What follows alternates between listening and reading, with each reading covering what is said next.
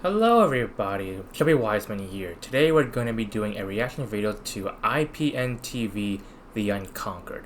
This is regards of Polish history that revolves around the beginning of World War II and towards the Cold War era. So, as most people have already noticed, that I do speak a bit of Polish because I've been learning Polish for some time now, but I'm still trying to be fluent in it, so bear with me for maybe about a few more years until I get into full fluency. So without further ado, let's go right back into the video. I'm pulling it up now. Always put subtitles, and let's hit it. So August 23rd, 1939, Hitler and Stalin entered into a secret pact. Its goal was to destroy Poland. Yeah, like apparently with, if I remember correctly, there was the partition that happened during the time of the Lithuanian and Polish Commonwealth, where it was Austria, Prussia, and Russia split, particularly erased Poland from the map for like about 125 plus years. I could be wrong, but it's almost technically close to a decade and a quarter by now. It's pretty scary. But Polish people are very resilient, so I will always give them my support. So you guys are awesome. Nobody thought the war and its effects would last half a century for Poland. First, Germany attacks. Then Soviet Russia. If I remember correctly, that it was in September 1939, I believe it's called the Battle of Vishna, when Germans attacked Poland. And I believe there is a song that's based off of it from the band called Sabaton. You guys should check them out. They are a power metal band that sings about actual historical events. There's a song called 40-1. So they depict about how there were more German soldiers versus lesser Polish, but they held their ground for a while. But we all know what happened afterwards. They invaded Warsaw, and the war went on until 1944, 1945. And then the Cold War era began because of the Yalta Conference. So We don't give up, despite being left on our own. We create an underground state, complete with a government, an army, schools, and courts. We suffer 2 occupations. The Germans murder millions of Polish civilians. that's sick. The Soviets deport Poles in cattle cars to gulags in the east. They shoot over 20,000 officers during the Katyn massacre. And hundreds of thousands of Poles are forced into slave labor in the inhuman lands of the Soviet Union. Jesus. Our army is reborn, moving west, where our soldiers are already fighting alongside the Allies. Go back for a bit. Hold on. I saw this on the map earlier. Moving west, where our soldiers are already fighting alongside the Allies. So, Monte Cassino, Lenino, Nodovic, the Battle of Arnhem, the Battle of Britain, and they took part in the sinking of Bismarck? I did not know about that. That's good to know. That is so good to know. I'll have to put that in my notes because I was just listening to the song of the Bismarck from Sabaton, but I never knew who actually took part into it. Okay, let's continue. We conquer Monte Cassino. Our fighters wreak havoc and fear by air too. Wait, are those... Is that the 303 squadron that was led by Witold Urbanovic? Can someone confirm that with me on the comments? Because I remember there was a movie about it. It was called Hurricane, that they talked about the ace pilots from Poland that got exiled from Poland and went to England to participate in the Battle of Britain, but there was some communication errors because it was not just Polish ace pilots, but there was another one. I think he's from Czechoslovakia at the time, but technically he's Czech. And the 303 Squadron, they were known to have the most important role in the Battle of Britain. And I believe that they used either the Spitfire from the Royal Air Force.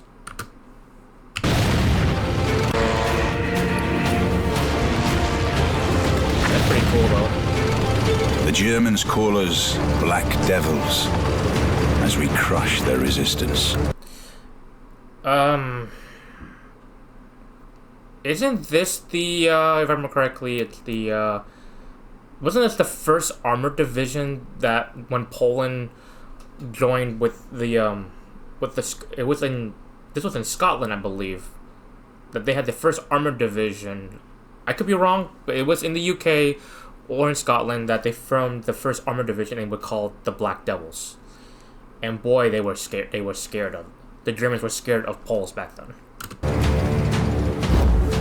Paratroopers make their way to occupied Poland to support the underground state, while our counterintelligence acquires secret plans of the enemy.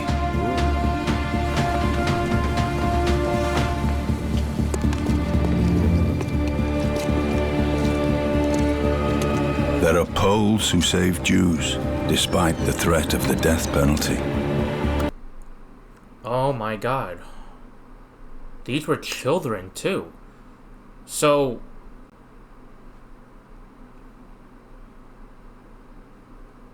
I think I read about this where Hitler hated Jews, and he also because apparently he believed that they're not of a higher standard of the hierarchy.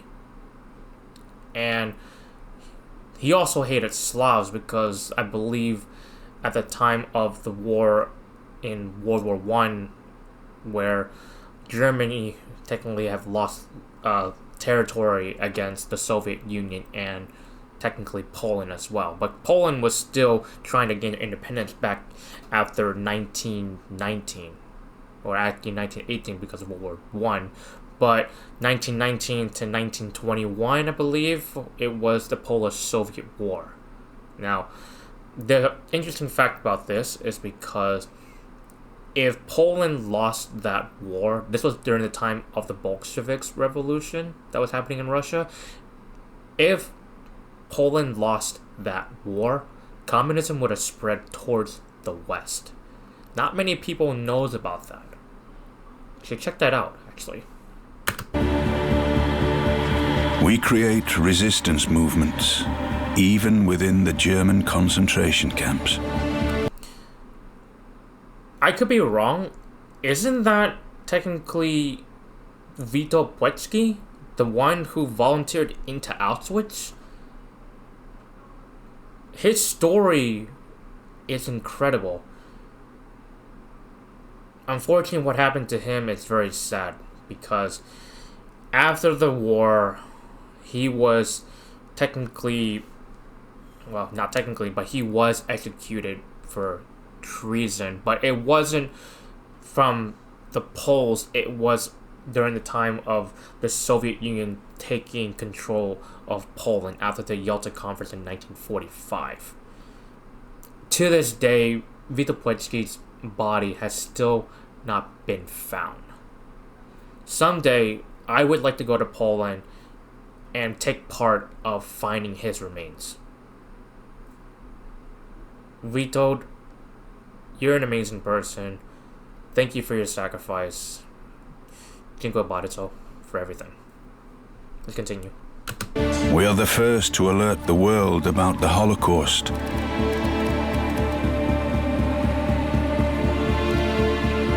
Though politics appear to be more important than human lives.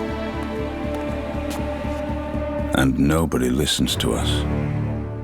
Yeah, that was the saddest part.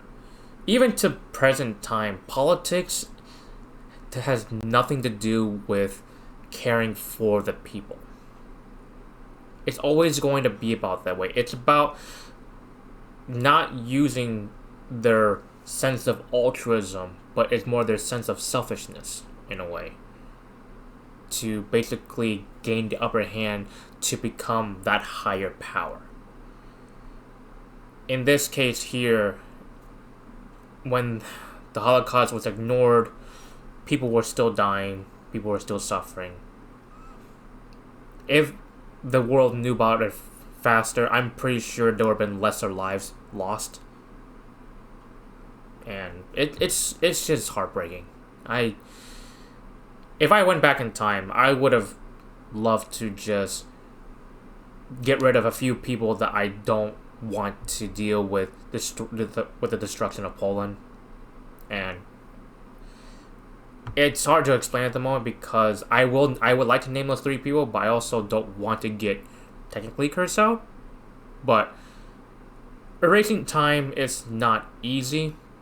So if I had to name about the 3 people who basically would be technically involved with Polish history and technically the destruction of Polish history, would be Adolf Hitler, Joseph Stalin, and also there's a man named Fritz Haber, because he was a chemist that made ammonium, but technically that was used to save lives. It's for fertilizing when the time was when people were suffering through famine.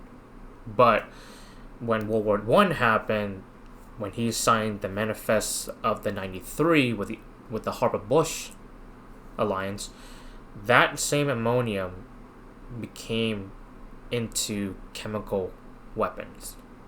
The same chemical weapons that was used in the concentration camps and in Auschwitz. It's very sad. Let's just continue.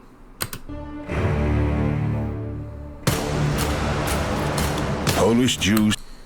The Warsaw Ghetto Uprising, 1943. This ended in 1944, I believe, when the Soviet Union pushed through Poland, I believe. I'll have to check that again. Fight the Germans in the Warsaw Ghetto without even a chance for success. Our nation comes up from the underground and fights in the Warsaw Uprising. Uprising, 1944. Get 'em, Poland. Get 'em. Take back your land.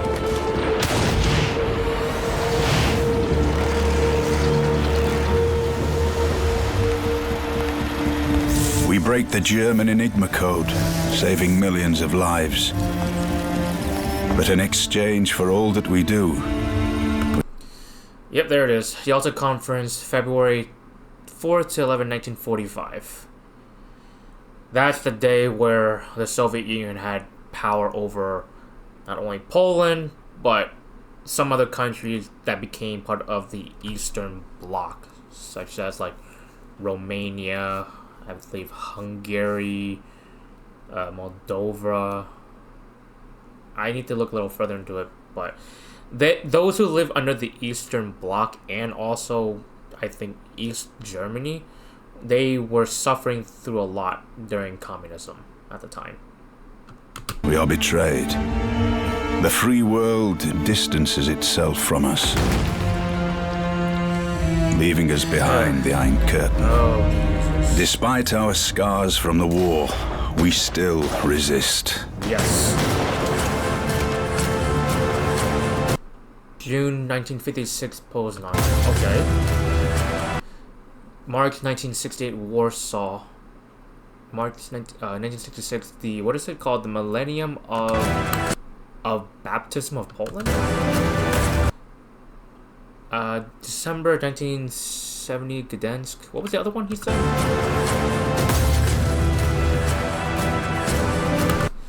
Radom Ursus. 1956. The Pope gives us strength. Wait, he's the Pope. Which Pope is it? The Pope gives us strength. Okay. Is this John Paul the second? Because he was the first Pope He was the first pope to be from Poland, and this was part of the Solidarity Act that he helped rally the people to protest and resist against the Soviet Union. I could be wrong, but if this is John Paul II, he did amazing work back then too. Workers' strikes spread throughout Poland. The communists lose. Break that The curtain Iron down. Curtain falls. The war is over. Yes, We prevail. finally. Because we do not beg for freedom. We fight for it. That's a good quote.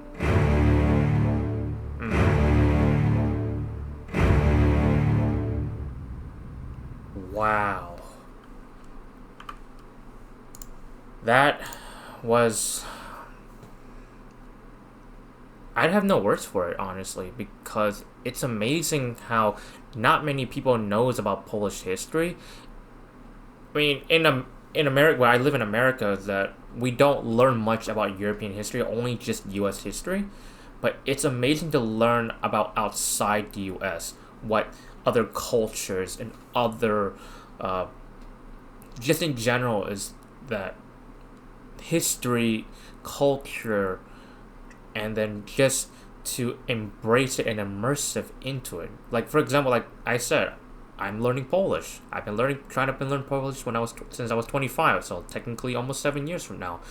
Still not fluent in it because it's one of the hardest languages in the world. One day I will get there.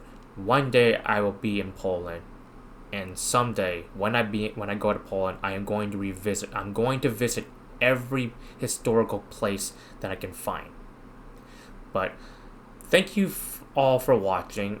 I appreciate your support. If you guys like this video, just leave a comment, subscribe, and like button.